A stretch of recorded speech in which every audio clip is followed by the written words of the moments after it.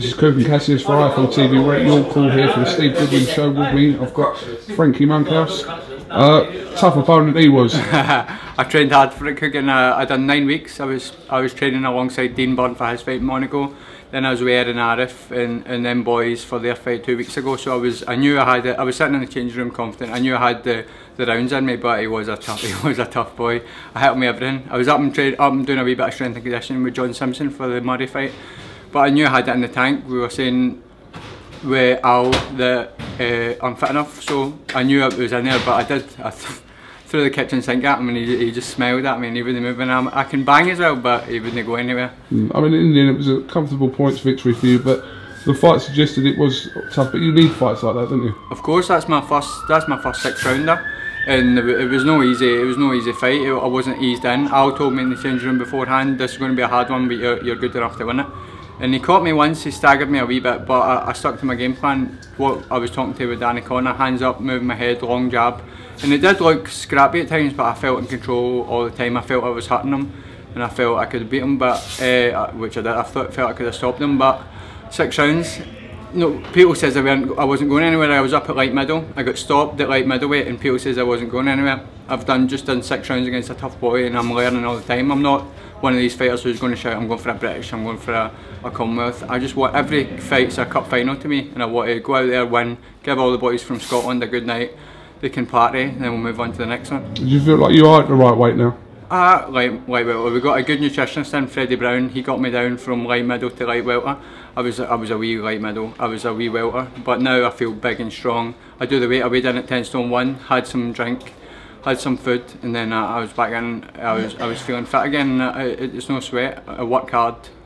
9 weeks, diet properly, eating every. He had me eating every 3 hours. Don't want to give too many of my secrets away, but he had me eating every 3 hours, and the weight comes off me, and I feel strong, and I feel like I'm a big light welter. A very important question here. Can you pronounce his name? No, I'm telling the truth. No. Can he pronounce mine? Probably not. So there's probably 1-0 in there. What's next for you, Frank?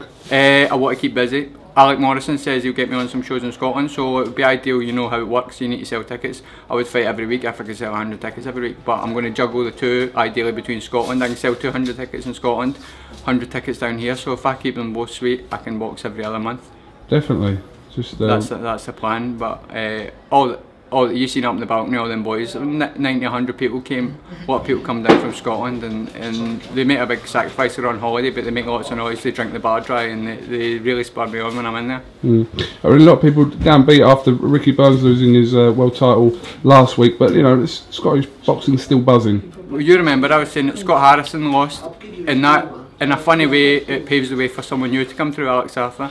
Paved the way from Ricky Burns to come through, and now there's some really good Scottish boys. I mean, I would include myself in that, but we lost 2 of our best fighters. John Simpson, my good mate, Ricky Burns, both losing. They'll come back, but it opens the doors for somebody else to make a name for myself as well, and kind of force our way into the picture, you know. And that's what I'm hoping to do. Just keep my head down, keep working, and get mentioned the right sentences among the right company.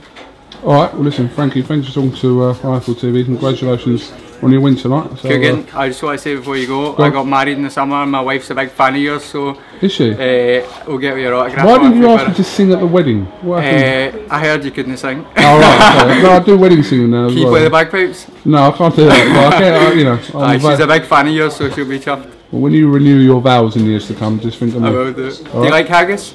You know, I've never tried haggis, but I'm a big fan of the square sausage. Oh, that's good. Massive fan of that. That's what got me in such good shape. Alright, listen, Frankie, thanks for talking to IFL TV. It's a real pleasure. We'll catch up with you soon, alright? Thank you, mate. Thanks a lot.